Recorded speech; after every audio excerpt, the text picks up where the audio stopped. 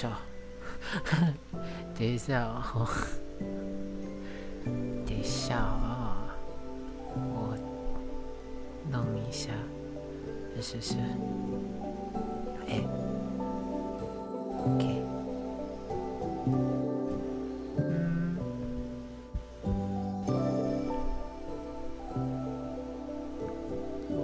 再弄一下一点东西哦。今天出门出到有点迟，跟家里的人出门都有点迟了。哇，哎呦，等一下哦 ，OK。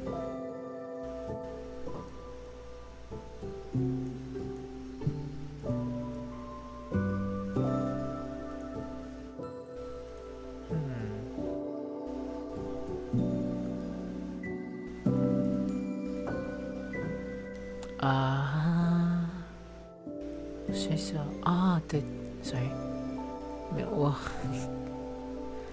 哎呦，今天出门都有点迟了，我东西其实都还不是准备的很足，等一下，哦，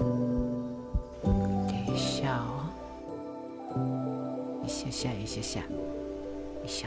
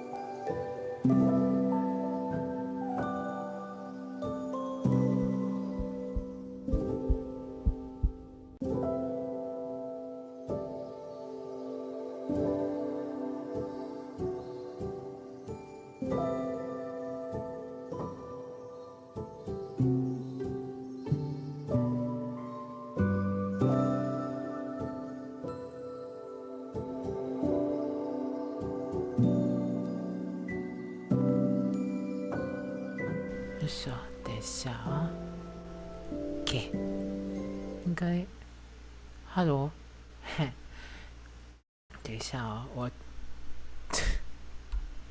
其实不是准备的很好，怎么办？好，没事，一点点来，对不对 ？Hello， 等一下啊，哦对，我忘记开我的。哎，等一下，怎么没有声音啊？等一下，OK， chat 出来了。可是为什么这个没有声音啊？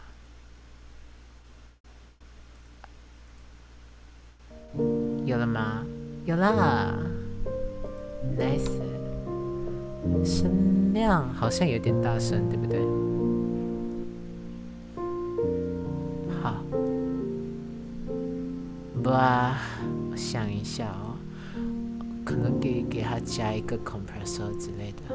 等一下 ，compressor，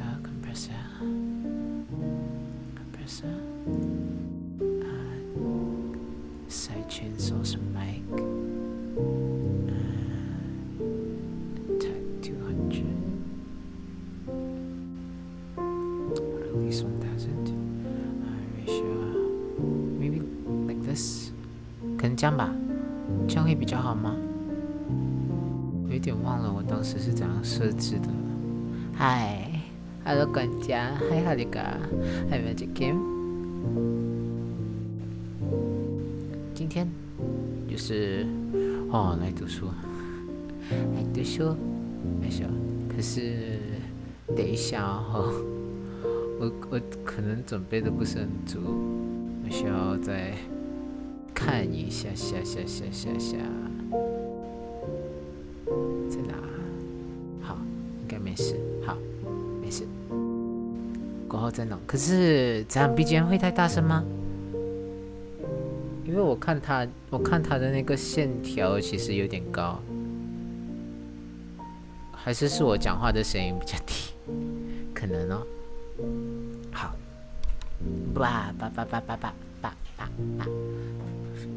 这个相机反应有点慢哦。好的。然后呢？然后我要干嘛？然后好，等一下对啦，我的书，哎呦，好笑，我的书 ，Where's my book? Where's my book? OK， 找到了。OK， 所以今天呢，看一下绿山墙的安妮，看一下第一章，好 ，OK， 然后这个可以调一下，嘿，对不起，我现在才来调，还是这个就挺好的，好像也行，对不对？好像也行，就这样吧。好，13分钟嘞，时间过得好不知不觉哦。为什么啊？好，等一下哦，我去找一下我的书。好，我的书Chapter 1 Mrs. Rachel Lynde is surprised.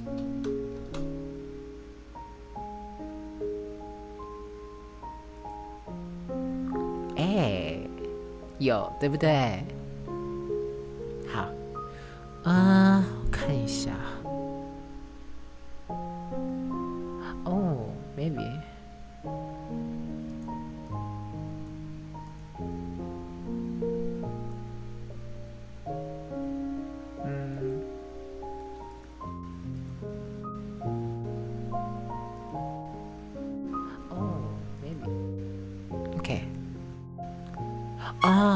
好啊 ，sorry， 等一下哦，一下。sorry，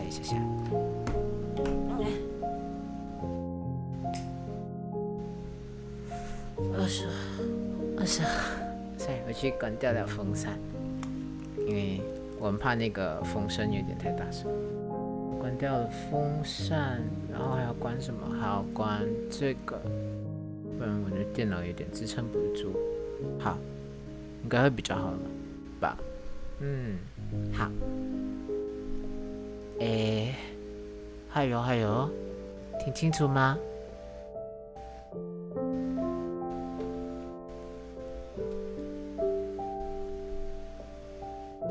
等一下。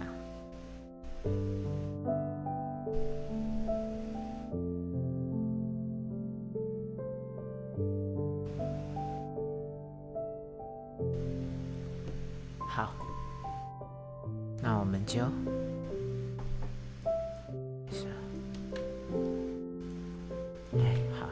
来放 timestamp， 然后，那我就开读了哦。来。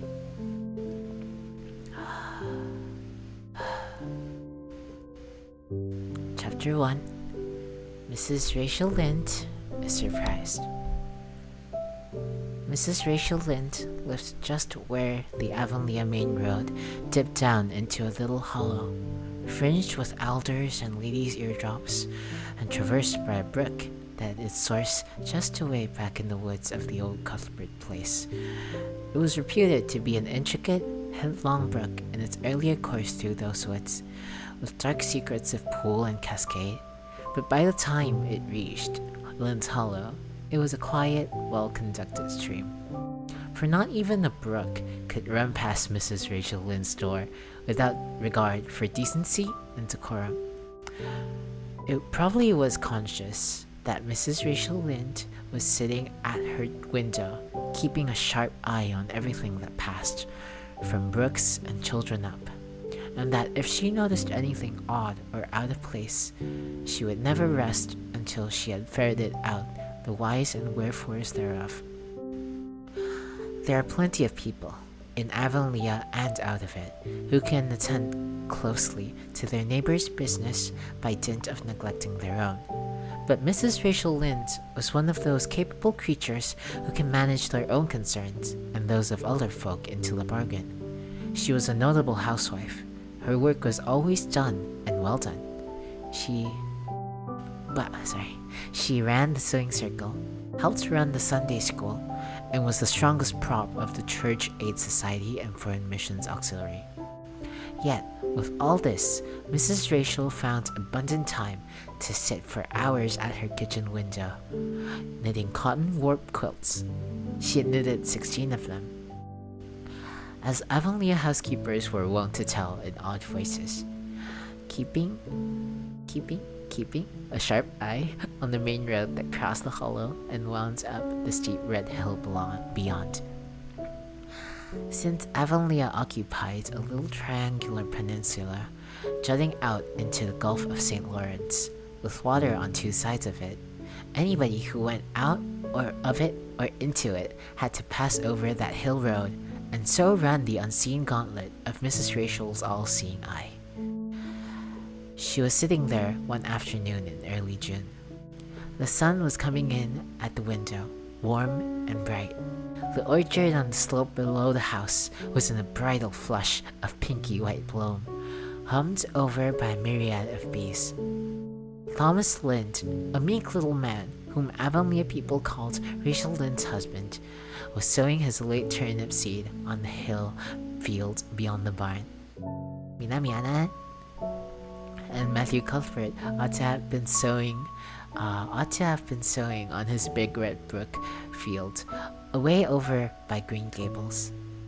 Mrs. Rachel knew that he ought because she had heard him tell Peter Morrison the evening before in William J. Blair's store over at Carmody that he meant to sow his turnip seed the next afternoon. Peter had asked him, of course, for Matthew Cuthbert's had never been known to volunteer information about anything in his whole life. And yet, here was Matthew Cuthbert at 3:30 on the afternoon of a busy day, placidly driving over the hollow and up the hill. Moreover, he wore a white collar and his best suit of clothes, which was plain proof that he was going out of Avonlea, and he had the buggy and the sorrel mare, which betokened that he was going a considerable distance. Now, where was Matthew Cuthbert going, and why was he going there? Had it been any other man in Avonlea, Mrs. Rachel, deftly putting this and that together, might have given a pretty good guess as to both questions. But Matthew so rarely went from home that it must be something pressing and unusual which was taking him. He was the shyest man alive and hated to go among strangers or go to any place where he might have to talk. Matthew, dressed up in a white collar and driving in a buggy, was something that didn't happen often. Mrs. Rachel, ponder as she might, could make nothing of it, and her afternoon's enjoyment was spoiled. I'll just step over to Green Gables after tea and find out from Marilla where he's gone and why. The worthy woman finally concluded. He doesn't generally go to town this time of year, and he never visits. If he'd run out of turnip seed, he wouldn't dress up and take the buggy to go for more. He wasn't driving fast enough to be going for a doctor. Yet, something must have happened since last night to start him off. I'm clean puzzled. That's what, and I won't know a minute's peace of mind or conscience until I know what has taken Matthew Cuthbert out of Avonlea today. 有点渴，有点嘴瓢啊，喝个水。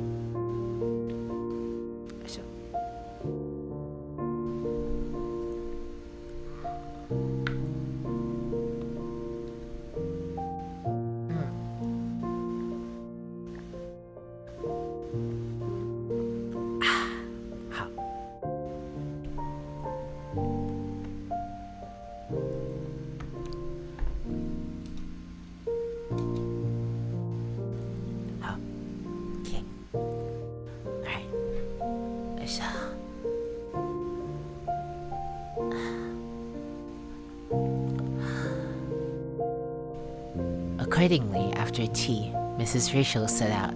She had not far to go.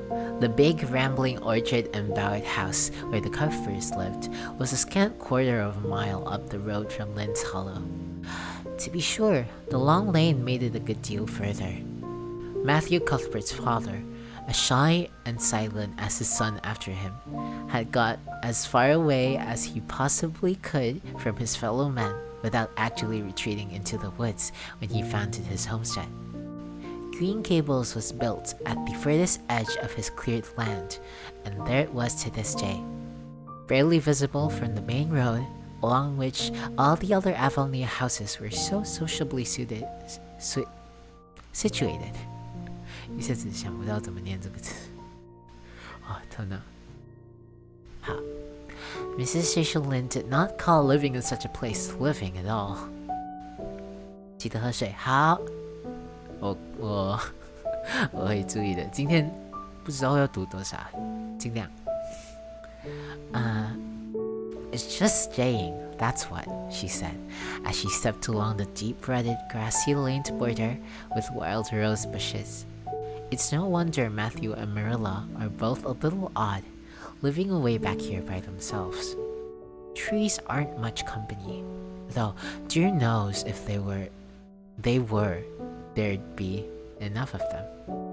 I'd rather look at people. To be sure, they'd seem contented enough, but then I suppose they're used to it. A body can get used to anything, even to being hanged, as the Irishman said. With this, Mrs. Rachel stepped out of the lane into the backyard of Green Gables.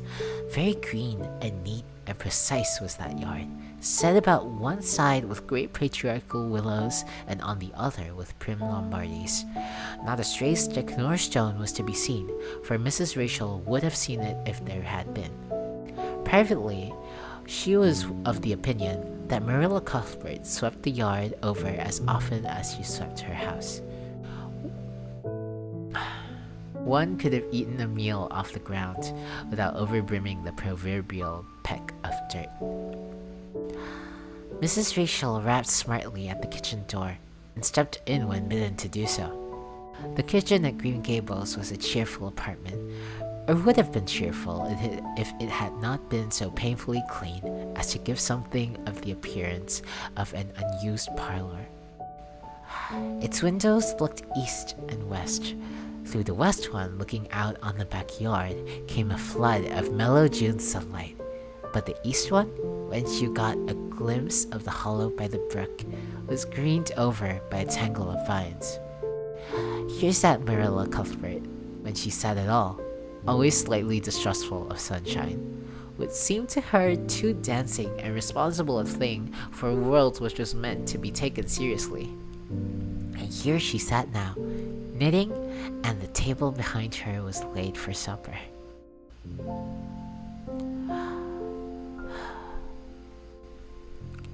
Mrs. Rachel, before she had fairly closed the door, had taken a mental note of everything that was on the table.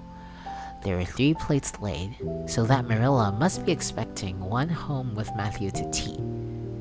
But the dishes were everyday dishes, and there was only crab apple preserves and one kind of cake, so that the expected company could not be any particular company. Yet, what of Matthew's white collar and the sorrel mare?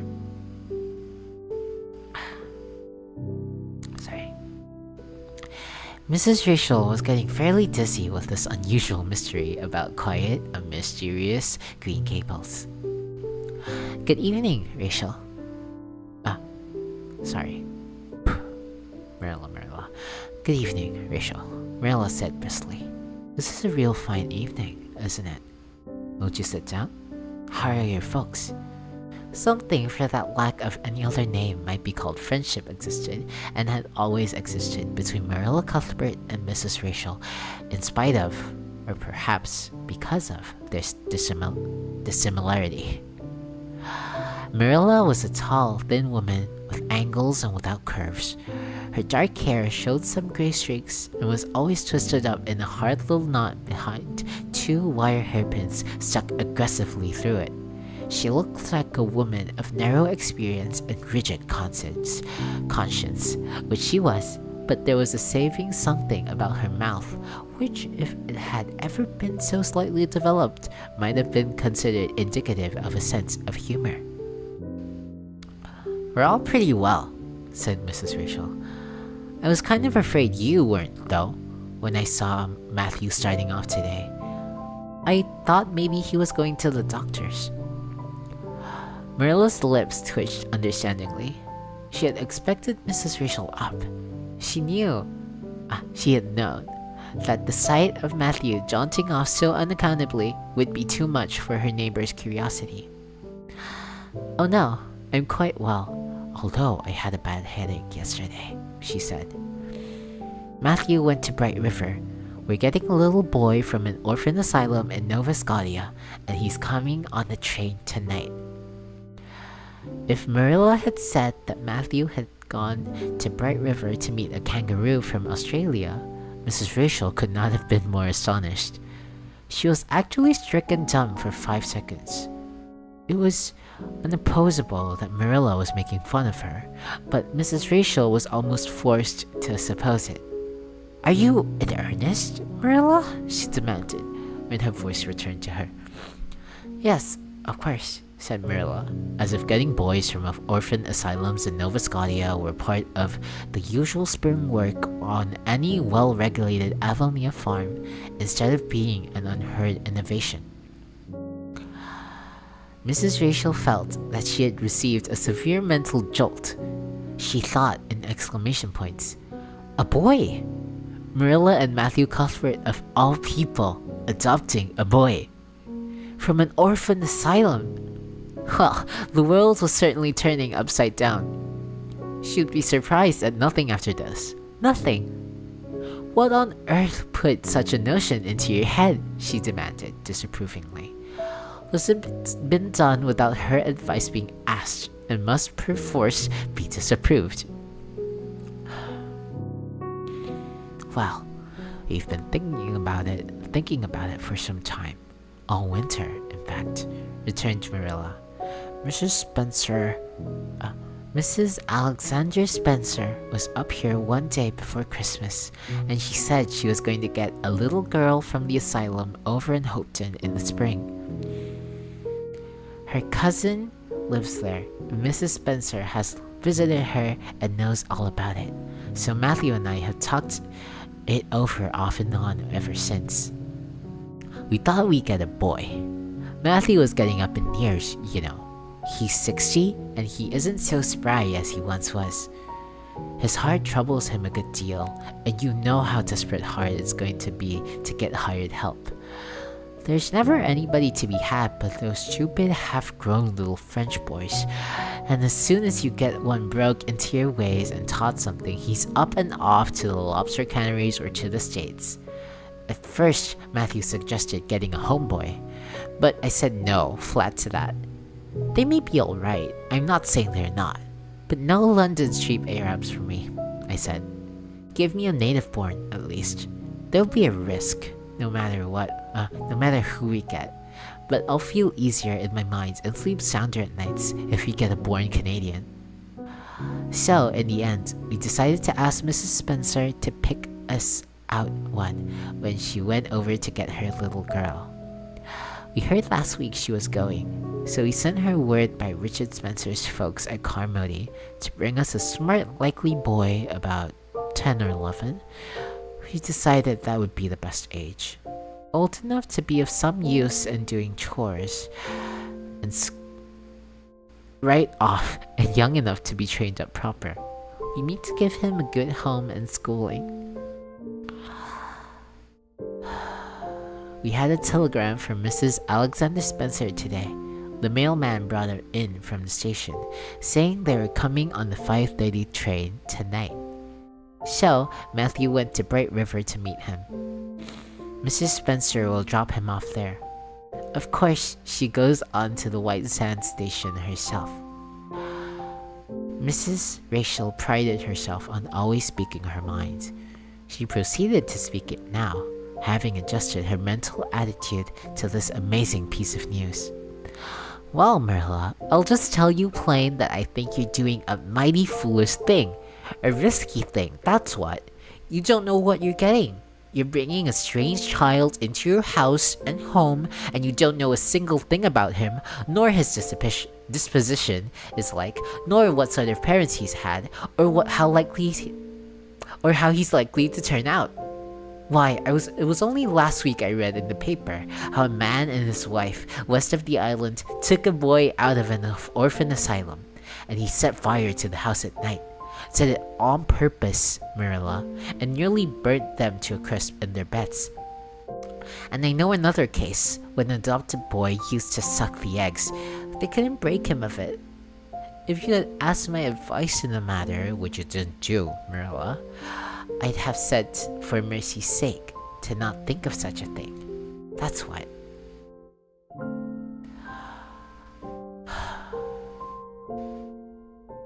How to say? 好，一点点，第一章就要读完哦。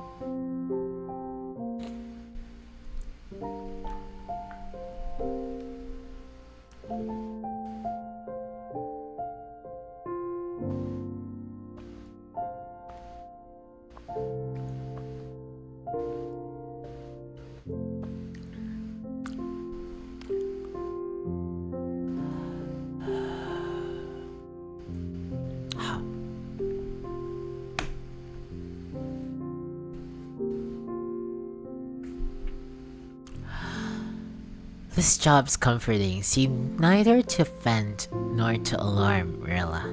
She knitted steadily on. I don't deny there's something in what you say, Rachel. I've had some qualms myself. But Matthew was terribly set on it. I could see that, so I gave in.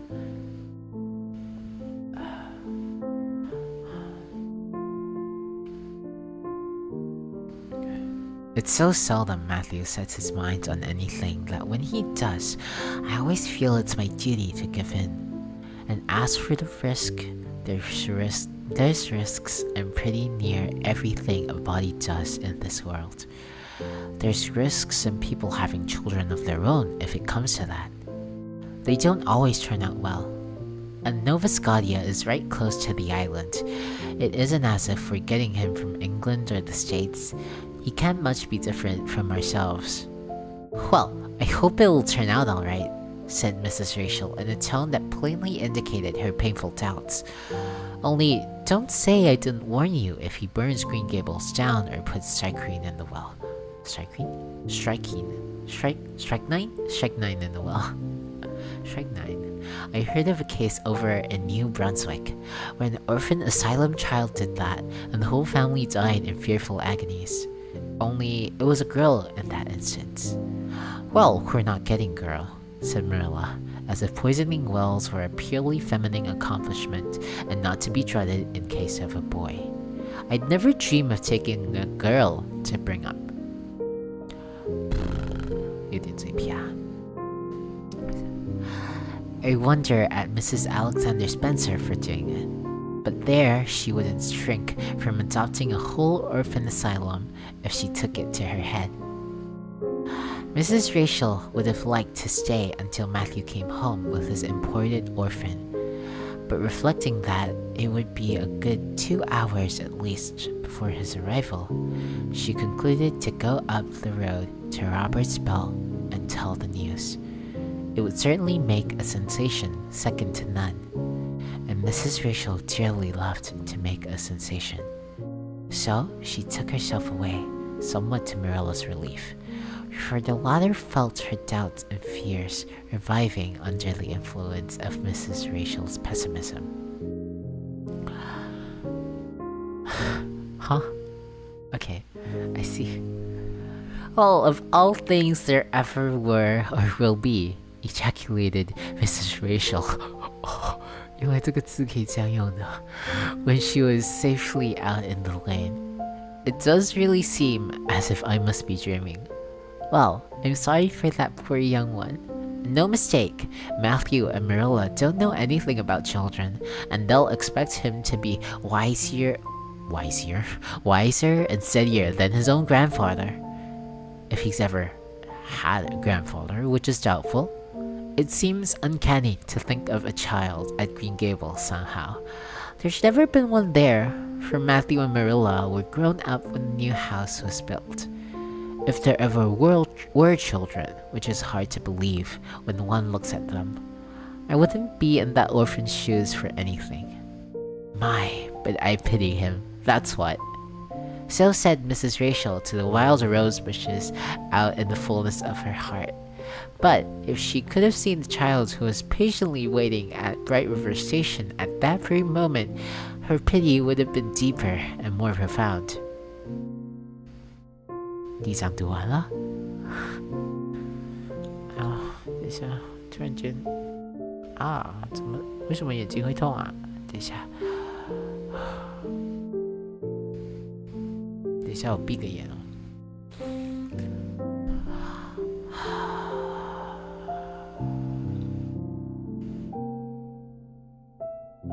好，应该比较好了。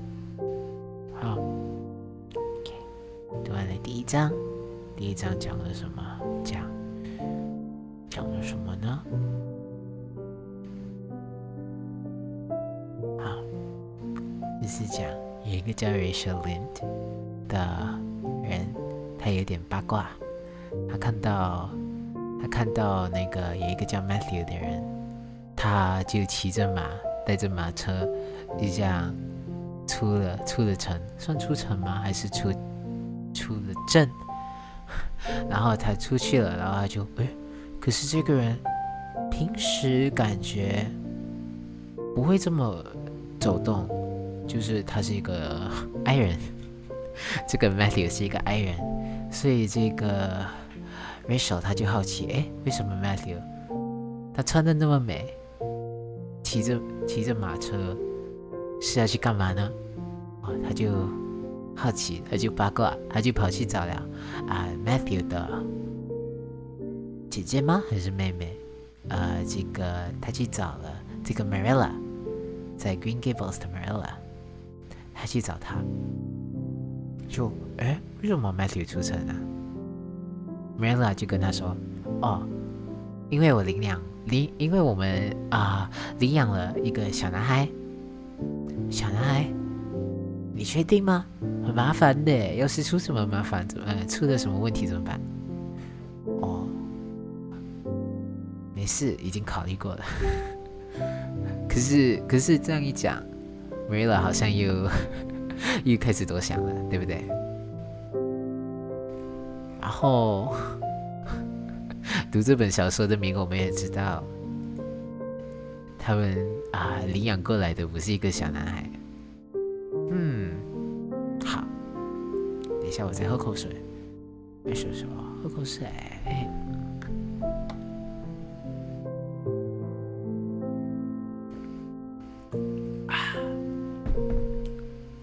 今天不知道能读多少章一章我读了，看一下有20分钟吗？好像有有点长。好，长篇小说吧，是这样的。长篇小说是这样的。这本绿山墙的安妮Anne of the Green Gables 其实我没有读过这本。小时候我想一下，我小时候读过海迪也读过叫什么来着 Around the World in 80 Days， 就是80天环游世界。还有那个还有什么来着，就是这种，其实算儿童读物嘛，算吧。我小的时候都是读这种，可是我没有读过，我还没有读过绿山墙的安妮。只是最近那么刚好最近刚好他有出了一个动漫就他好像有出过好多版本的动漫吗？我记得之前有出过一个，就是好像是Ghibli 的某位操刀的绿山墙的安妮的动漫。可是我想一下对，所以现在这个季度他刚刚出了一个安舍里的动漫，我就看到了，我就蛮有趣的耶，所以我就想着要找这本书来读。所以其实这个我也是第一次读这本书，可是那个故事多多少少是懂一点，因为那个动漫我也在看，所以多多少少是有一点大概知道他是在讲什么的吧。他还在那个动漫还在播。好，好，看一下哦。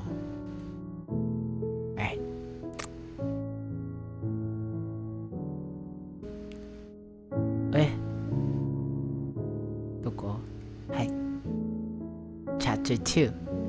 Matthew Cuthbert is surprised. Chapter 2. Matthew Cuthbert and the sorrel mare jogged comfortably over the 8 miles to Bright River. It was a pretty road, running along between snug farmsteads, with now and again a bit of balsamy firwood to drive through, or a hollow where wild plums hung out in their filmy bloom. The air was sweet, with breath of many apple orchards, and the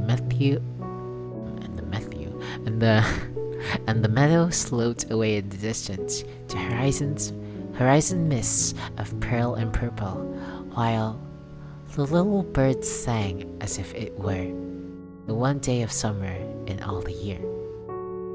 Matthew enjoyed the drive after his own fashion, except during the moments when he met women and had to nod to them. For in Prince Edward Island, you are supposed to nod to all and sundry you meet on the road, whether you know them or not. 等一下，鼻子痒。好。Whether you know them or not. Matthew dreaded all women except Marilla and Mrs. Rachel. He had an uncomfortable feeling that the mysterious creatures were secretly laughing at him.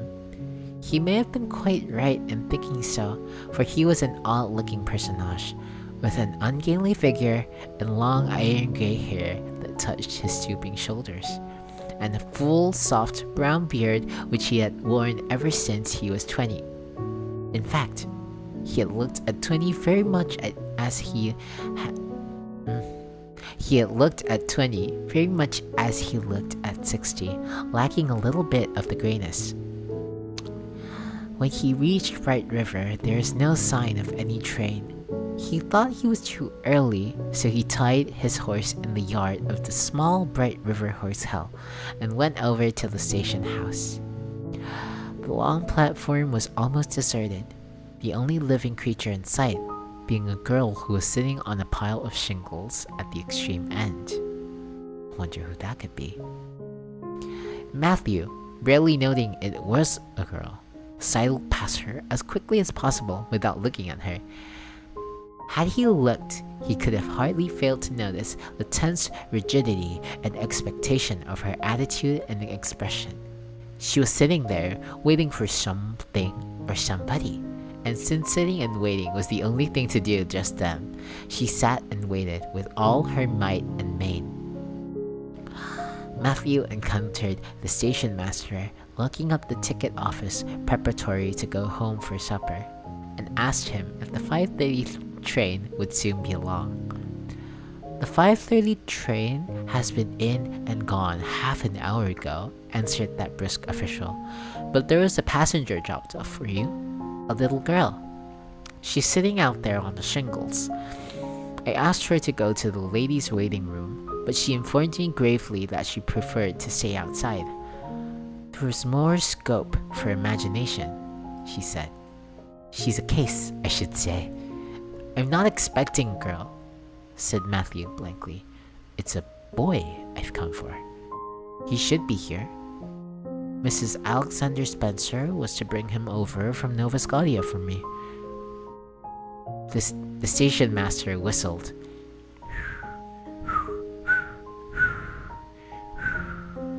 The station master whistled. 我不会吹口哨。哟，嗨，玛丽。啊，安安，还不如是等一下。我跟你说。为什么？徒手接板板。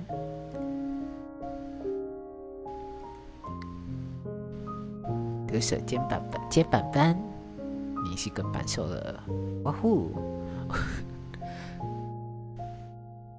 啊，我现在在读这份，好耶，我现在在读这本叫《绿山墙的安妮》。好，我继续哦。不客气，嘿嘿。好，在读这本叫《绿山墙的安妮》，我继续。The station master whistled. 我不会吹口哨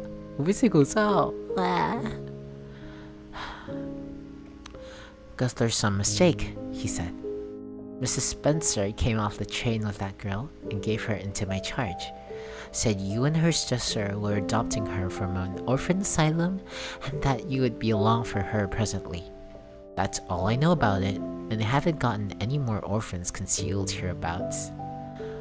I don't understand, said Matthew helplessly, wishing that Marilla was at hand to cope with the situation.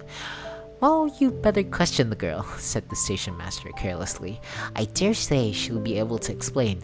She's got a tongue of her own, that's certain. Maybe they were out of boys of the brand you wanted. He walked jauntily away, being hungry, and the unfortunate Matthew was left to do that which was harder for him than bearding a lion in its den. Walk up to a girl, a strange girl, an orphan girl, and demand of her why she wasn't a boy. Matthew groaned in spirit and turned around and shuffled gently down the platform towards her. She had been watching him ever since he had passed her, and she had her eyes on him now. Matthew was not looking at her and would not have seen what she was really like if he had been. But an ordinary observer would have seen this. A child about 11, garbed in a very short, very tight, very ugly dress of yellow-gray wincey. She wore a faded brown sailor hat, and beneath the hat, extending down her back, were 2 braids of very thick, decidedly red hair. Her face was small, white, and thin, also much freckled. Her mouth was large, and so were her eyes, which looked green in some lights and moods, and gray in others. So far, the ordinary observer, an extraordinary observer, might have seen that the chin was very pointed and pronounced, that the big eyes were full of spirit and vivacity, that the mouth was sweet-lipped and expressive, that the forehead was broad and full. In short, a discerning, extraordinary observer might have concluded that no commonplace soul inhabited the body of this stray woman-child of whom shy Matthew Cuthbert was so ludicrously afraid. Matthew, however, was spared the ordeal.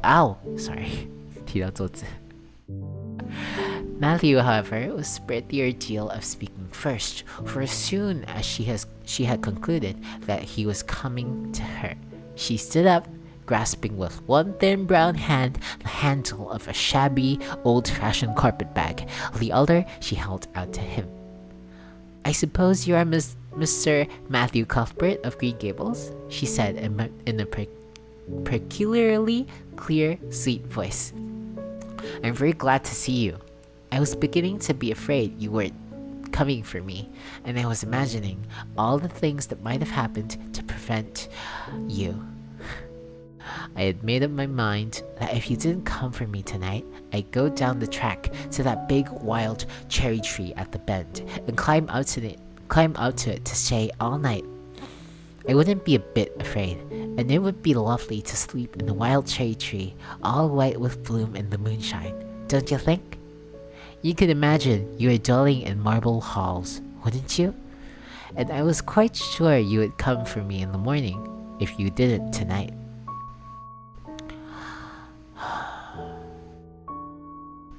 Hug us.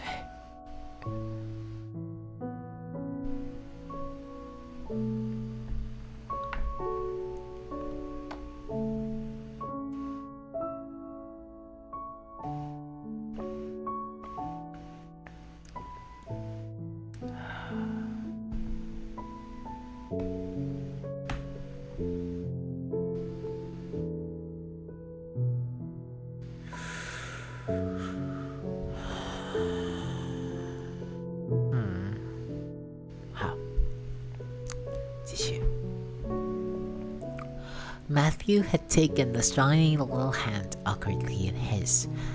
Then and there he had decided what to do. He could not tell this child with the glowing eyes that there had been a mistake. He would take her home and let Marilla do that. She couldn't be left at Bright River anyhow, so no matter what mistake had been made, all questions and explanations might as well be deferred until he was safely back at Green Gables. "I'm sorry I was late," he said shyly. "Come along. The horse is over in the yard. Give me your bag." "Oh, I can carry it," the child responded cheerfully. "It isn't heavy. I've got all my worldly goods in it. But it isn't heavy. And if it isn't carried in just a certain way, the handle pulls up, so I'd better keep it because I know the exact knack of it. It's an extremely old carpet bag."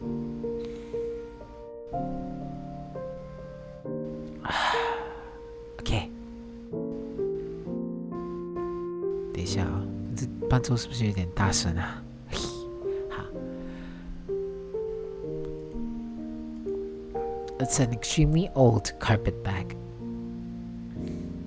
Oh, I'm very glad you've come. Even if it would have been nice to sleep in a wild cherry tree. We've got to drive a long piece, haven't we? Mrs. Spencer said it was 8 miles. I'm glad because I love driving. Oh, it seems so wonderful that I'm going to live with you and belong to you. I've never belonged to anybody, not really, but the asylum was the worst. I've only been in it for 4 months, but that was enough. I don't suppose you were ever an orphan in an asylum, so you can't possibly understand what it's like. It's worse than anything you could imagine. Mrs. Spencer said it was wicked of me to talk like that, but I didn't mean to be wicked. It's so easy to be wicked without knowing, isn't it? They were good, you know, the asylum people, but there's no little scope for the imagination in an asylum. Only just in the other orphans. It was pretty interesting to imagine things about them.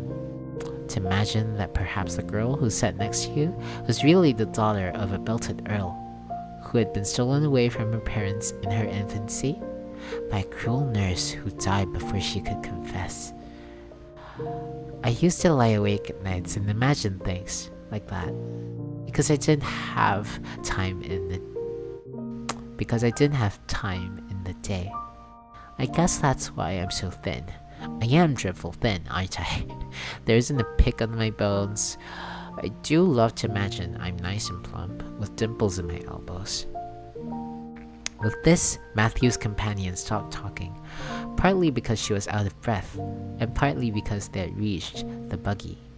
Not another word did she say until they had left the village and were driving down a steep little hill, the road part of which had been cut so deeply into the soft soil that the banks, fringed with blooming wild cherry trees and slim white birches, were several feet above their heads. The child put out her hand and broke off a branch of wild plum that brushed against the side of the buggy. "Isn't that beautiful? What did that tree leaning out from the bank, all white and lacy, make you think of?" she asked. "Well, no, I don't know," said Matthew. "Why, a bride, of course. A bride in all white with a lovely misty veil. I've never seen one, but I can imagine what she would look like. I don't ever expect to be a bride myself. I'm so homely nobody will ever want to marry me, unless it might be a foreign missionary. I suppose a foreign missionary might be very particular.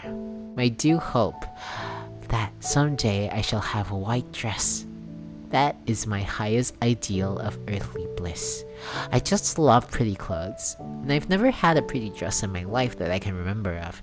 But, of course, it's all the more to look forward to, isn't it? And then I can imagine that I'm dressed gorgeously. This morning when I left the asylum, I felt so ashamed because I had to wear this horrid old wincey dress. All the orphans had to wear them, you know. A merchant in Hopeton last winter donated 300 yards of wincey to the asylum. Some people say it wasn't because he couldn't sell it, but I'd rather believe that it was out of the kindness of his heart.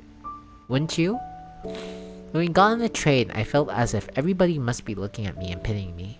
But I just went to work and imagined that I had on the most beautiful pale blue silk dress, because when you are imagining, you might as well imagine something worthwhile.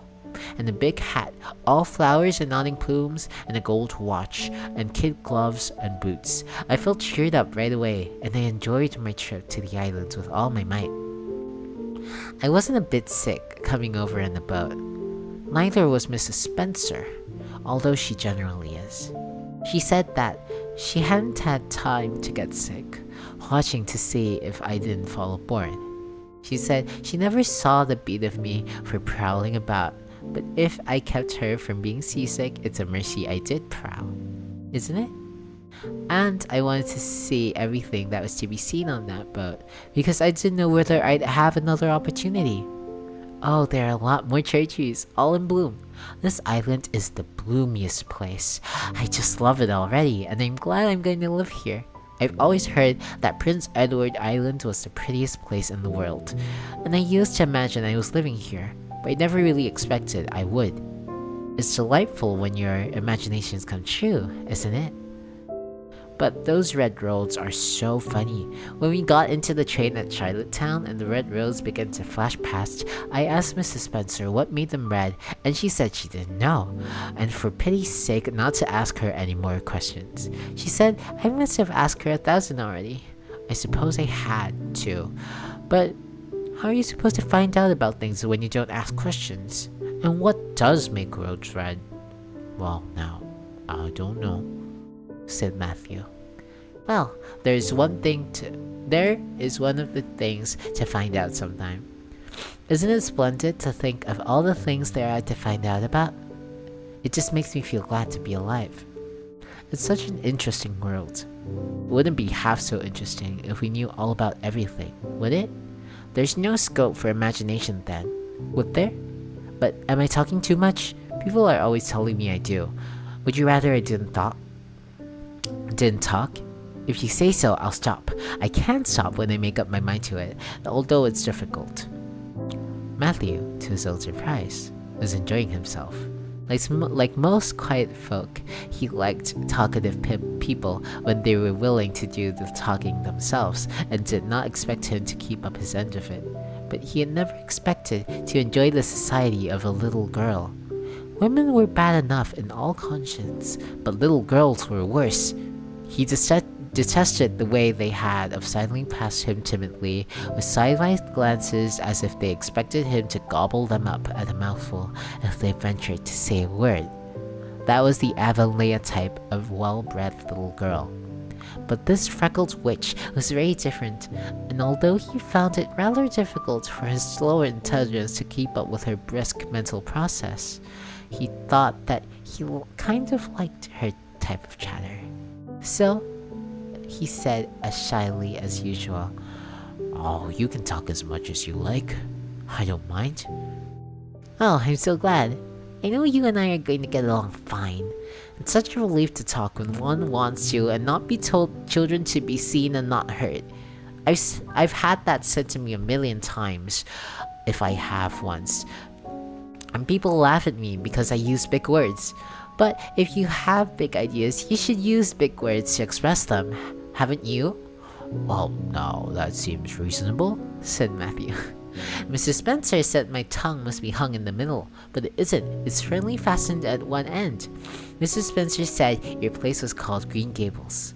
I asked her all about it, and she said there were trees all about it. I was gladder than ever. I just love trees, and there weren't any all about the asylum, only a few poor weeny teeny things out in front with the little whitewashed cagey things about them. They just looked like orphans themselves. Those trees did. It used to make me want to cry and look at them. I used to say to them, "Oh, you poor little things. If you were out in great big woods with other trees all around you, and little mouses and June bells growing over your roots, and a brook not far away, and birds singing in your branches, you could grow, couldn't you? But you can't where you are. I know exactly how you feel, little trees. I felt sorry to leave them behind this morning. You do get so attached to things like that, don't you? Is there a brook anywhere near Green Gables? I forgot to ask Mrs. Spencer that. Well now, yes. There's one right below the house. Fancy. It's always been one of my dreams to live near a brook. I never expected I would, though. Dreams don't often come true, do they? Wouldn't it be nice if they did? But just now, I feel pretty nearly perfectly happy. I can't feel exactly perfectly happy because, well, what color would you call this? She twitched one of her long glossy braids over her thin shoulder and held it up before Matthew's eyes. Matthew was not used to deciding on the tint of ladies' tresses, but in this case, there couldn't be much doubt. It's red, ain't it? He said. The girl let the braid drop back with a sigh that seemed to come from her very toes and to exhale forth all the sorrow of the ages. Hello, Yella.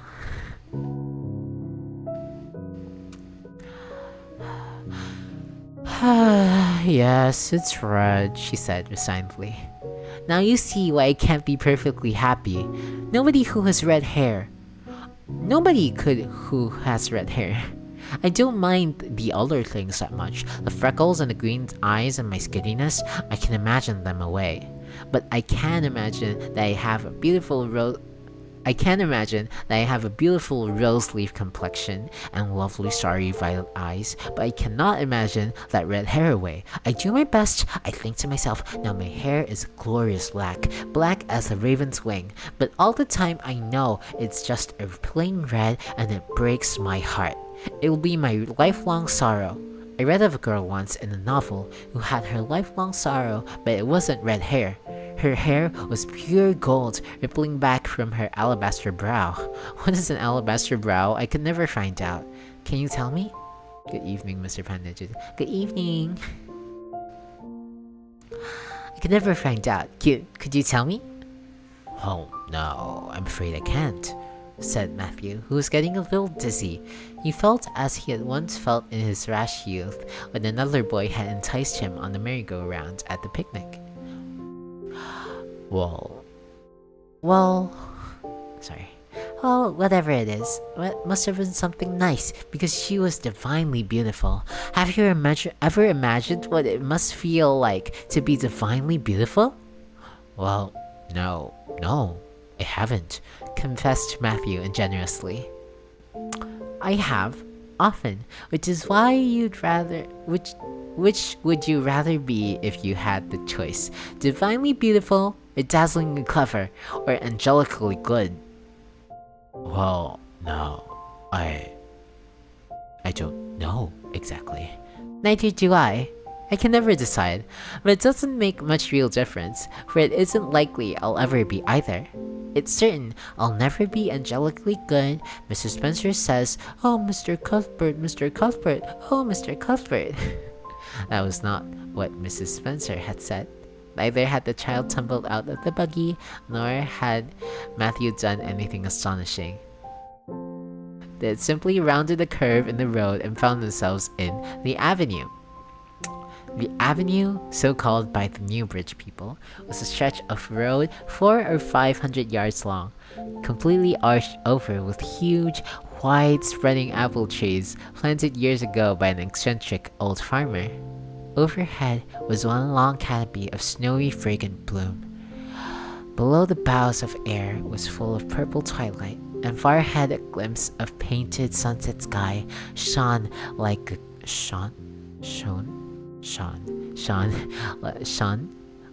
a great rose window at the end of a cathedral aisle.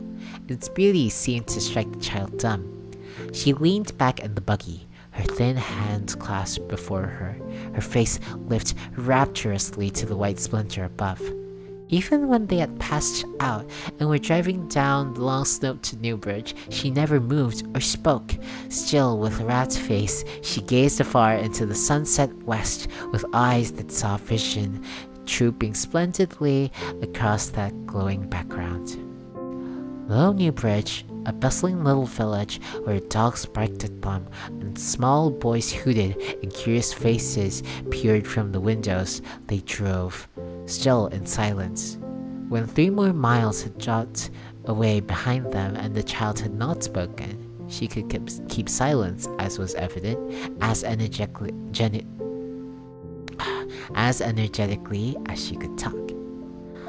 "I guess you're feeling pretty tired and hungry," Matthew ventured to say at last, accounting for a long visitation of dumbness with the only reason he could think of. "But we haven't far to go now. Only another mile." She came out of her reverie with a deep sigh and looked at him with the dreamy gaze of a soul that had been wandering afar, star-led. "Oh, Mr. Cuthbert," she whispered, "that place we came through, that white place, what was it?" "Well now, you must mean the avenue?" said Matthew after a few moments' profound reflection. "It's kind of a pretty place." "Pretty? Oh, pretty doesn't seem the right word to use, nor beautiful either. They don't go far enough. Oh, it was wonderful, wonderful. It's the first thing I ever saw that couldn't be improved upon by imagination. It just satisfied me here." She put one hand on her breast. "It made a queer, funny ache, and yet it was a pleasant ache.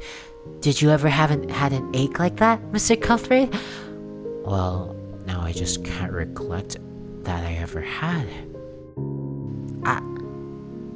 Hey, look at that. 哎呀，好多张，好长，还有好多。第2张好长哦。好，OK。There are lots of times whenever I see anything royally beautiful, but they shouldn't call that lovely place the avenue. There's no meaning in the name like that. They should call it, let me see, the White Way of Delight. Isn't that a nice imaginative name? When I don't like the name of a place or a person, I always imagine a new one and always think of them so. There was a girl at the asylum whose name was Hepzibah Jenkins, but I always imagined her as Roselia de Vere. Other people may call that place the Avenue, but I shall always call it the White Way of Delight. Have we ever really another mile to go before we get home? I'm glad and I'm sorry. I'm sorry because this drive has been so pleasant, and I'm always sorry when pleasant things end. Something still pleasanter might come after, but you can never be sure. And it's so often the case that it isn't pleasanter. That's been my experience anyhow. But I'm glad to think of getting home. You see, I've never had a real home since I can remember. It gives me the pleasant ache again just to think of coming home to really, truly home. Oh, isn't that pretty? 你要记得喝水哦。好。哎呀，等一下我喝口水。啊，鼻子痒。我不知道为什么我要是朗读久了，我就我的鼻子就会塞。不知道为什么，可能因为我很时常用我的鼻腔吧。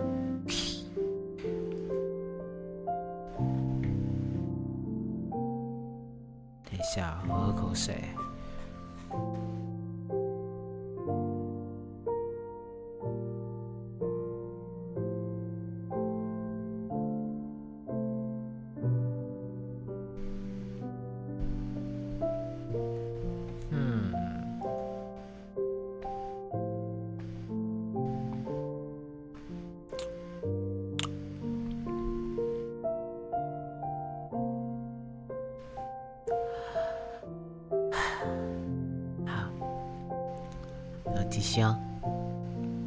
They had driven over the crest of a hill. Below them was a pond, looking almost like a river, and so long and winding was it.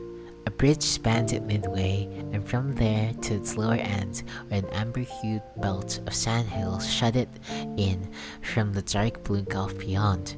The water was a glory of many shifting hues, the most spiritual shadings of crocus and rose and ethereal green, with other elusive tintings for which no name has ever been found. Above the bridge, the pond ran up into fringing groves of fir and maple and lay all darkly translucent in their wavering shadows. here and there, a wild plum leaned out from the blank, like a white-clad girl tiptoeing to her own reflection. From the marsh at the head of the pond came a clear, mournfully sweet chorus of the frogs. There was a little gray house peering around a white apple orchard on the slope beyond, and although it was not yet quite dark, a light was shining from one of its windows. "That's Barry's pond," said Matthew. "Oh, I don't like that name either. I shall call it, let me see, the Lake of Shining Waters. Yes, that is the right name for it. I know because of the thrill. When I hit on a name that suits exactly, it gives me a thrill. Do things ever give you a thrill?" Matthew ruminated. Well now, yes. It always kind of gives me a thrill to see them ugly white grubs that spade up in the cucumber beds. I hate the look of them. "Oh, I don't think that can be exactly the same kind of a thrill. Do you think it can? There doesn't seem to be much connection between grubs and lakes of shining waters, does there? Why do other people call it Barry's Pond?" "I reckon because Mr. Barry lives up in that house. Orchard Slope's the name of his place. If it wasn't because of the big bush behind it, you could see Green Gables from here, but we have to go over the bridge and round by the road, so it's near half a mile further." "Has Mr. Barry got any little girls?" "Well, not very little either, about my size." "He's got one about 11. Her name's Diana." "Oh," with a long indrawing of breath, "what a perfectly lovely name." "Well now, I don't know. There's something dreadful heathenish about it to me. I'd rather Jane or Mary or some sensible name like that. But when Diana was born, there was a schoolmaster boarding there, and they gave him the naming of her, and he called her Diana." "I wish there had been a schoolmaster like that around when I was born then. Oh, here we are at the bridge. I'm going to shut my eyes tight. I'm always afraid of going over bridges. I can't help imagining that perhaps, just as we get to the middle, they'll crumple up like a jackknife and nip us, so I shut my eyes, but I always have to open them for all when I think we're getting near the middle. Because, you see, if the bridge did crumple up, I'd want to see it crumble. What a jolly rumble it makes.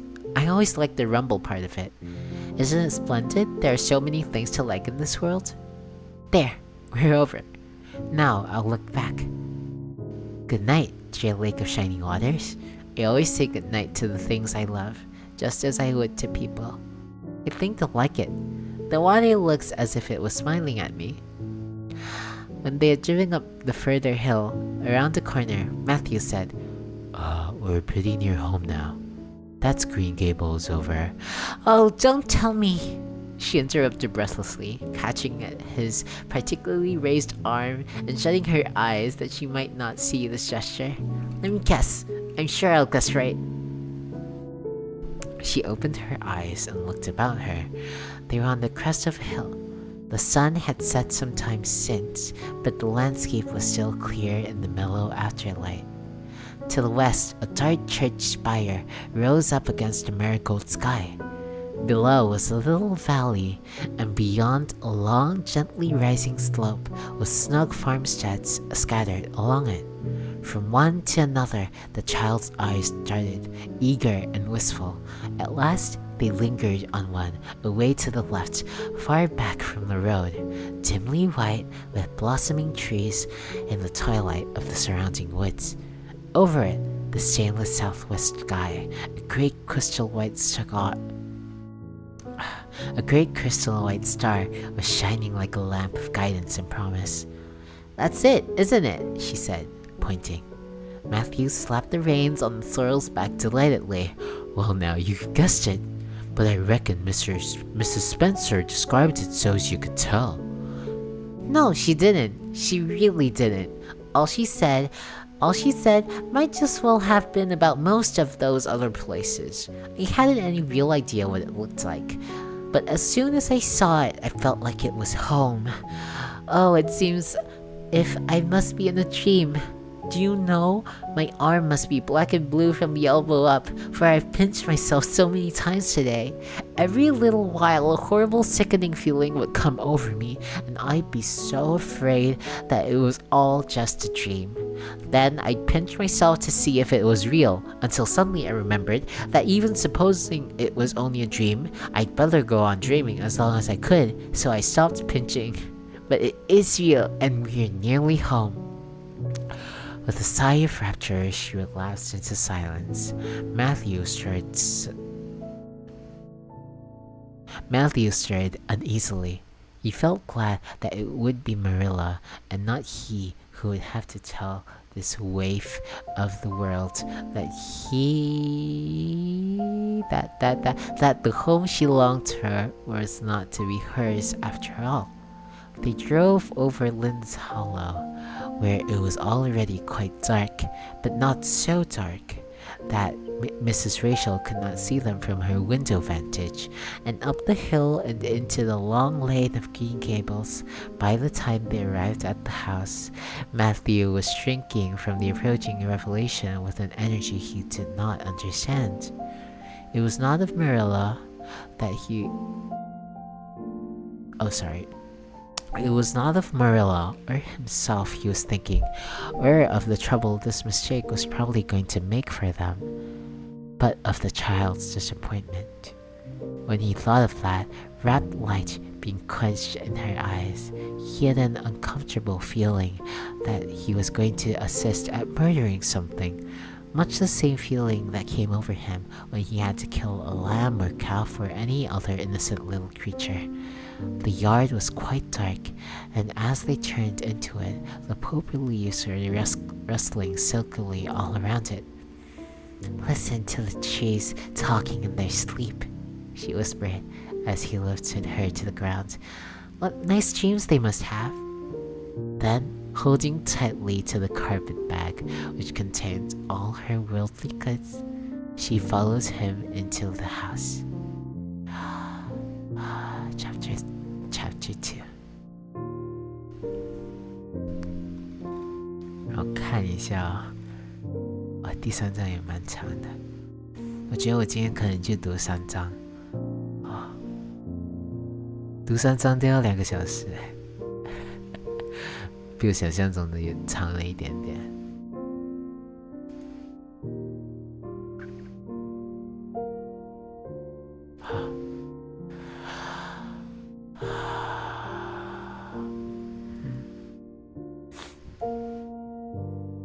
喝个水。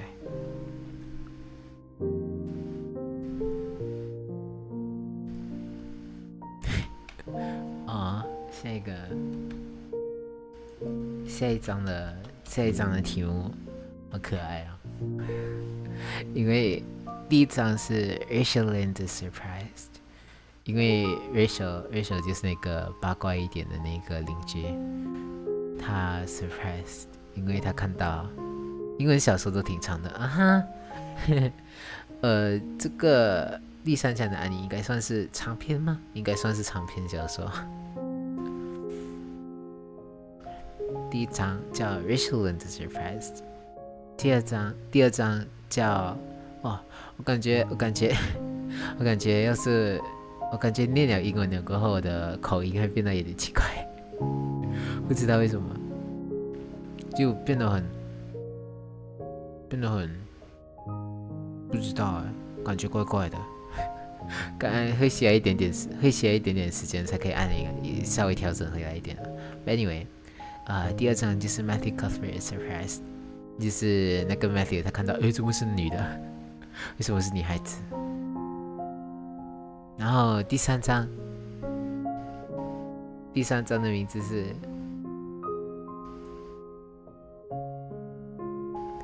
Marilla Cuthbert is surprised Chapter 3 Marilla Cuthbert is surprised。 那我继续啊。Marilla came briskly forward as Matthew opened the door. But when her eyes fell on the odd little figure in the stiff, ugly dress with the long braids of red hair and the eager, luminous eyes, she stopped short in amazement. Matthew Cuthbert. Who's that? She ejaculated. 哇，这是旧英文诶，这个英文确实是旧的英文。现在感觉这个词很少是用来做，就是ejaculated 这个字，就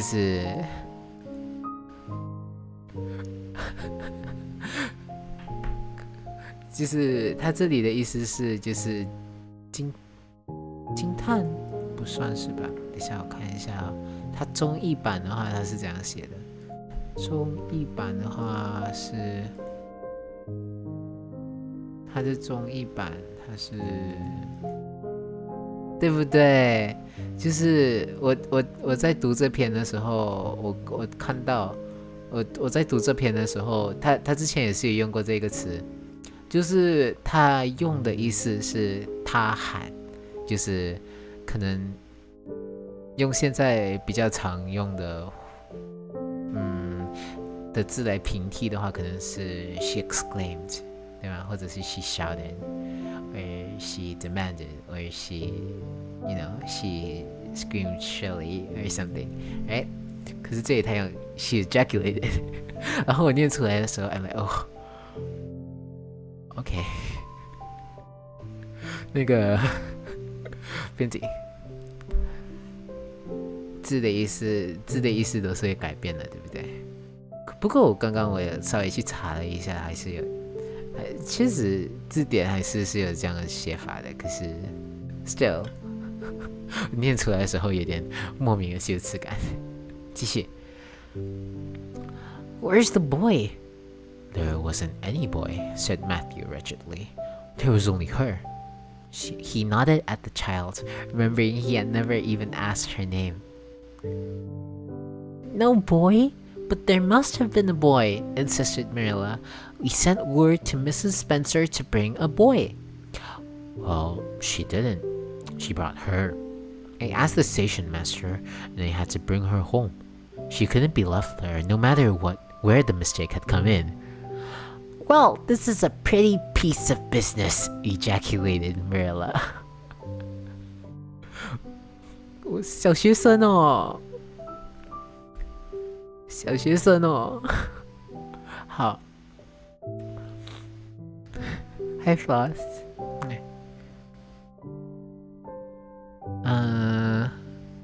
到哪啊 ？During this dialogue, the child had remained silent, her eyes roving from one to the other. 这样 roving from one to the other, all the animation fading out her face. Suddenly, she seemed to grasp the full meaning of what had been said.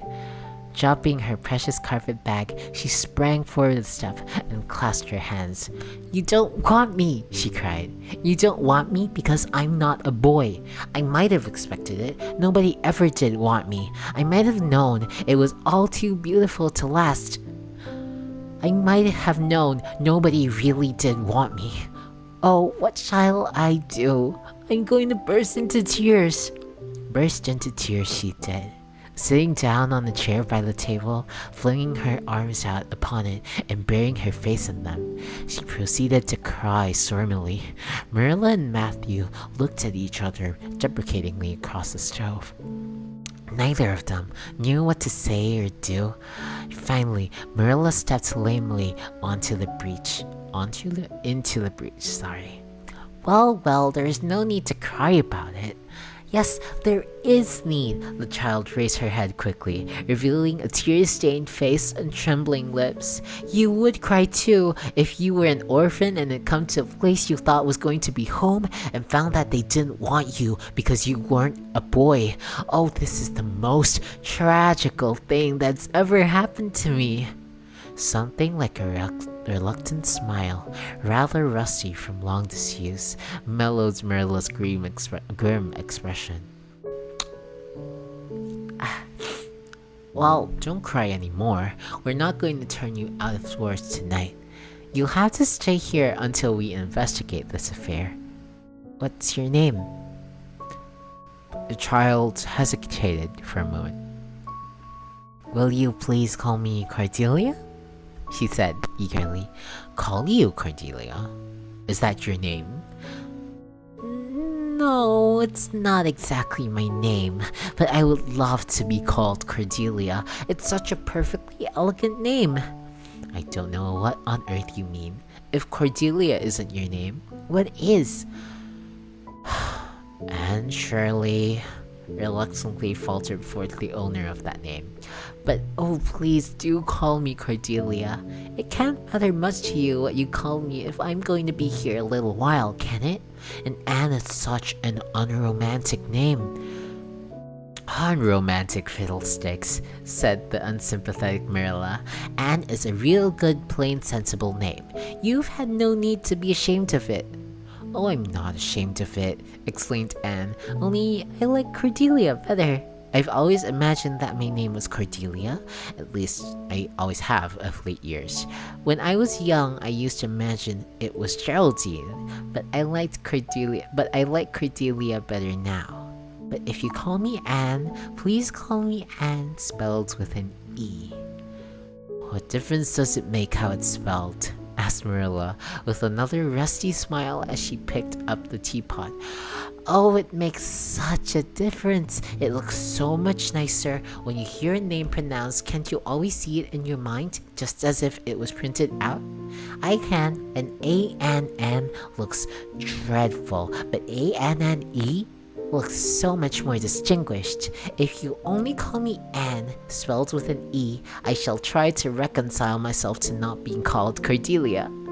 Very well, Anne, spelled with an E. Can you tell us how this mistake came to be made? We sent word to Mrs. Spencer to bring us a boy. Were there no boys at the asylum? Oh yes, there was an abundance of them, but Mrs. Spencer said distinctly that you wanted a girl about 11 years old, and the matron said she thought I would do. You don't know how delighted I was. I couldn't sleep all last night for joy. Oh, she said reproachfully, turning to Matthew. Why didn't you tell me at the station you didn't want me and leave me there? If I hadn't seen the white way of delight and the lake of shining waters, it wouldn't be so hard. What on earth does she mean? Demanded Marilla, staring at Matthew. She's just referring to some conversation we had on the road, said Matthew hastily. I'm going to put the mirror in, Marilla. I'm going to put the mirror in, Marilla. Have tea ready when I come back. Did Mrs. Spencer bring anybody over besides you? Continued Marilla when Matthew gone out. She brought Lily Jones for herself. Lily is only 5 years old and she is very beautiful and had nut brown hair. If I was very beautiful and had nut brown hair, would you keep me? No. We want a boy to help Matthew on the farm. A girl would be no use to us. Take off your hat and I'll lay it on your bed. And I'll lay it on your bag on the hall table. Anne took off her hat meekly. Matthew came back presently, and they sat down to supper. But Anne could not eat. In vain, she nibbled at the bread and butter and pecked at the crab apple preserves out of the little scalloped glass dish by her plate. Sorry, she did not really make any headway at all. 有时候你们会不会有时候在读东西的时候读到哪里啊？我可以读一个句子读到一半，我的眼睛会失焦 ，and I'm like， 在哪？等一下，我读到哪里？等一下。好，等一下，好多长？哦，好长，好。moment 台，喝个水。是。是。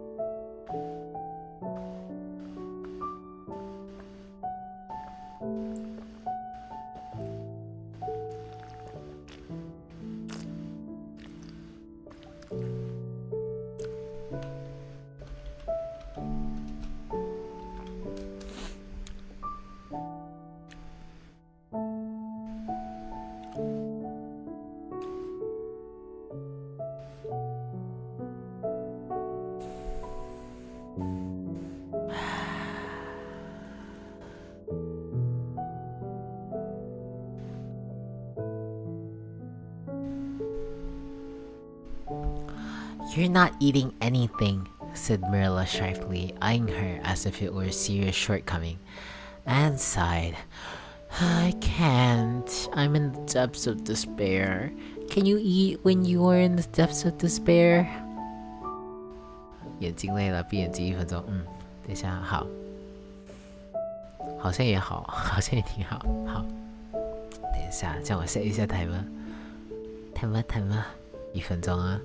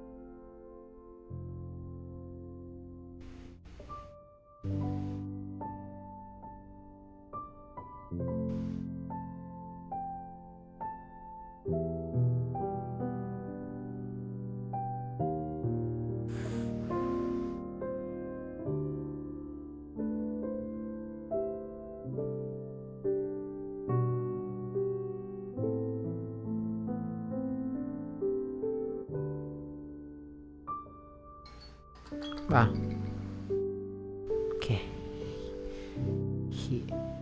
挂着洗个澡 ，OK， 好，继续。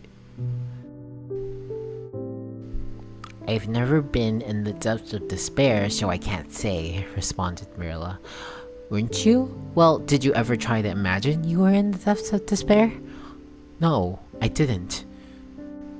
Then I don't think you can understand what it's like. It's a very uncomfortable feeling indeed. When you try to eat, a lump comes up right in your throat and you can't even swallow anything, not even if it was chocolate caramel. I had one chocolate caramel once, 2 years ago, and it was simply delicious. I've often dreamed since then that I had a lot of chocolate caramels. But I always wake up just when I'm about to eat them. I do hope you won't be offended because I can't eat. Everything is extremely nice, but I still cannot eat. I guess she's tired, said Matthew, who hadn't spoken since his return from the barn. Best put her to bed, Marilla. Marilla had been wondering where Anne should be put to bed. She had prepared a couch in the kitchen chamber for the desired and expected boy, but although it was neat and clean, it did not seem quite the thing to put a girl there somehow. But the spare room was out of the question for such a stray waif, so there remained only the East Gable room. Marilla lighted a candle and told Anne to follow her, which Anne spiritlessly did, taking her hat and carpet bag from the hall table as she passed. The hall was fearsomely clean, and the little gabled chamber in which she presently found herself still seemed cleaner. Marilla set the candle on a 3-legged, 3-cornered table and turned down the bedclothes. I suppose you have a nightgown? She questioned. Anne nodded. Yes, I have 2. The matron of the asylum made them for me. They're fearfully skimpy. There's never enough to go around in an asylum, so things are always skimpy, at least in a poor asylum like ours. I hate skimpy night dresses, but one can dream just as well in them as in lovely trailing ones with frills around the neck. There's one consolation. 又多一个现在用法不大一样的字。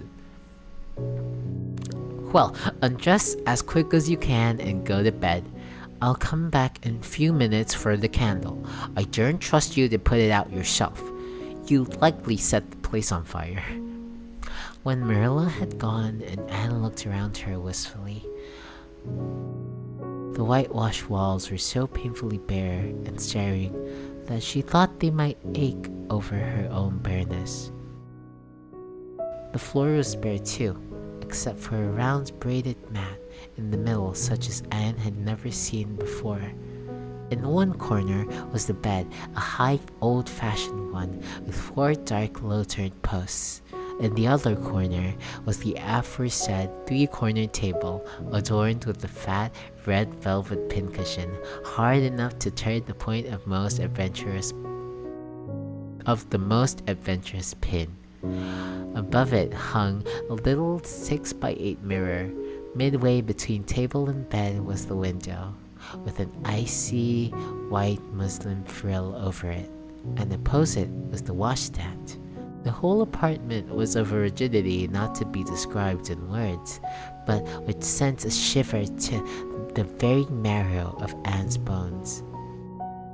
With a sob, she hastily discarded her garments, put on the skimpy nightgown, and sprang into bed, where she burrowed face downward, put into the pillow, and pulled the clothes over her head. When Marilla came out for the light, various skimpy articles of raiment scattered most untidily over the floor, and a certain tempestuous appearance of the bed were the only indications of any presence save her own. She deliberately picked up Anne's clothes, placed them neatly on a prim yellow chair, and then, taking up the candle, went over to the bed. "Good night," she said, a little awkwardly, but not unkindly. Anne's white face and big eyes appeared over the bedclothes with a startling suddenness. "How can you call it a good night when you know it must be the very worst night I've ever had?" she said, reproachfully. And then she dived down into invisibility again. Marilla went slowly down to the kitchen and proceeded to wash the supper dishes. Matthew was smoking, a sure sign of perturbation of mind. He seldom smoked, for Marilla set her face against it as a filthy habit, but at certain times and seasons he felt driven to it, and then Marilla winked at the practice, realizing that a mere man must have some vent for his emotions. "Well, this is a pretty kettle of fish," she said wrathfully. "This is what comes of sending word instead of going ourselves. Richard Spencer's folks have twisted that message somehow. One of us will have to drive over and see Mrs. Spencer tomorrow, that's certain. This girl will have to be sent back to the asylum." "Yes, I suppose so," said Matthew reluctantly. "You suppose so? Don't you know it?" "Well now, she's a real nice little thing, Marilla. It's kind of a pity to send her back when she's so set on staying here." "Matthew Cuthbert, you don't mean to say you think we ought to keep her?" Marilla's astonishment could not have been greater if Matthew had expressed a predilection for standing on his head. Predilection. 对吗？ Predilection. 我懂这个字，可是我没念出来过。Predilection for standing on his head. "Well, now, no, I suppose not. Not exactly," stammered Matthew, uncomfortably driven into a corner for his precise meaning. "I suppose we could hardly be expected to keep her." "I should say not. What good would she be to us?" "We might be some good to her," said Matthew suddenly and unexpectedly. Matthew Cuthbert, I believe that child has bewitched you. I can see as plain that you want to keep her. Well now, she's a real interesting little thing, persisted Matthew. You should have heard her talk coming from the station. Oh, she can talk fast enough, I saw that at once. It's nothing in her favor either. I don't like children who have so much to say. I don't want an orphan girl, and if I did, she isn't the style I'd pick out. There's something I don't understand about her. No, she's got to be dispatched straight away back to where she came from. I could hire a French boy to help me, said Matthew, and she'd be company for you. I'm not suffering for company, said Marilla shyly, and I'm not going to keep her. Well now, it's just as you say, of course, Marilla, said Matthew, rising and putting his pipe away. I'm going to bed. To bed Matthew went, and to bed, when she had put her dishes away, went Marilla, frowning most resolutely. And upstairs in the east gable, a lonely, heart-hungry, friendless child cried herself to sleep. Chapter 3. 好，看一下总共有几章，总共有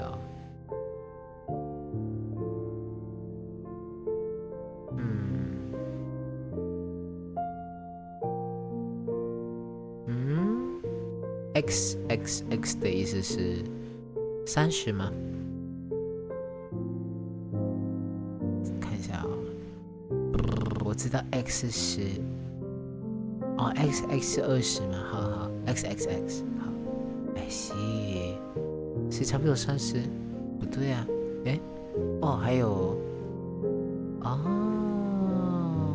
OK alright， 好。所以总共有30多章。今天我觉得我们去读3章，我的喉咙要冒烟了。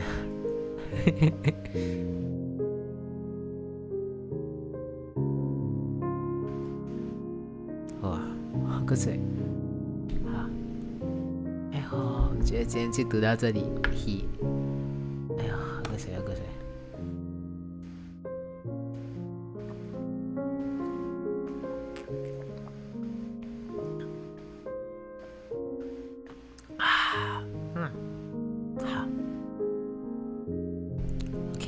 不知道你们觉得今天读到 OK 吗？我没有试过，有试过一次开这样的台，可是那个时候是在好久以前，我是在Twitch 上面开过这样的台，可是那时好像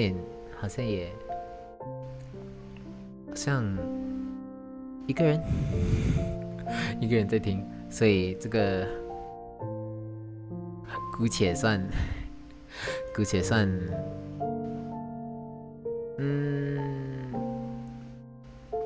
算他第2次吧。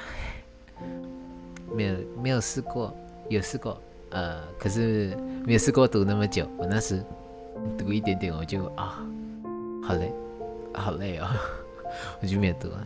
今天读了一个3章，不要讲3章都有1个小时半，你看那个时间的标，我发现到用这个其实蛮好用的，就是它这个通常就是人是拿来做 set list 的嘛，就是歌会的时候拿来做 set list， 我拿来做那个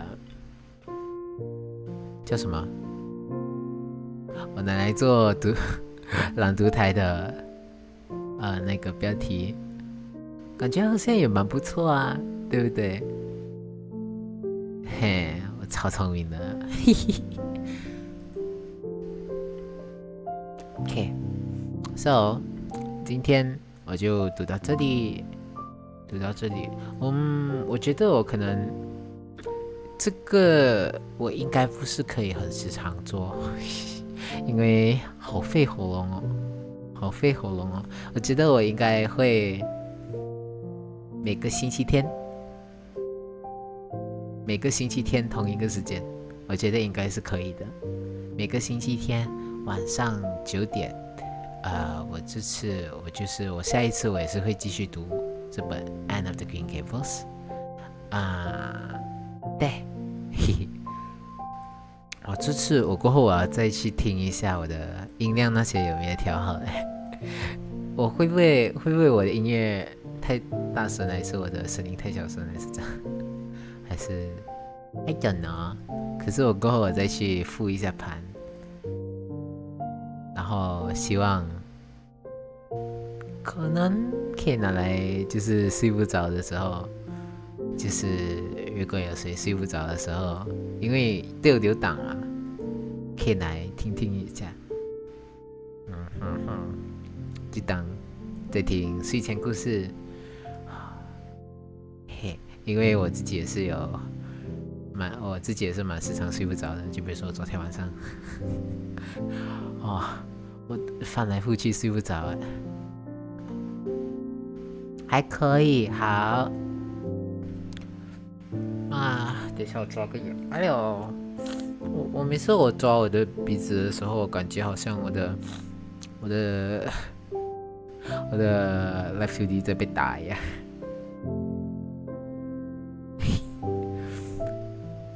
在被揍可恶。But yeah， 今天就到这里先好，我就先下了等一下。可是我昨天我看回去的时候，我发现到我还没有我的那个话还没有讲完，他就把我 cut 掉 ，and I'm like 会这样的哦，所以人才有那个就是结尾的 ED 吗 ？I see。我还没有整理出来一个 ED，so 现在就先这样吧。近期就先这样吧。Thank you， 谢谢悠悠，谢谢 Frost， 谢谢拉格拉，谢谢富斯，谢谢 Mali， 谢谢米娜米，谢谢管家，谢谢哈鲁卡，谢谢 Magic Kim。有一点延迟了，所以才会有 ending。是。还有顺便讲到些，好像都讲了。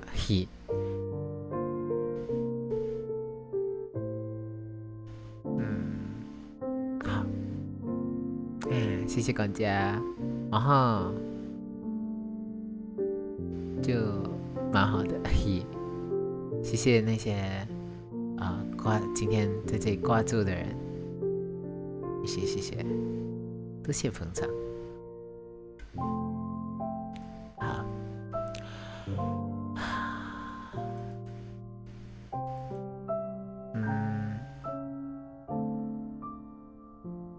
唱歌1分钟，然后关就可以了。じゃあおはよう、こんにちは、こんばんは、そしておやすみなさい。今日も来てくださってありがとうございました。Nijimura Junでした。拜拜。刚刚好那个音乐刚好，嘣嘣嘣嘣嘣嘣嘣。好，拜拜。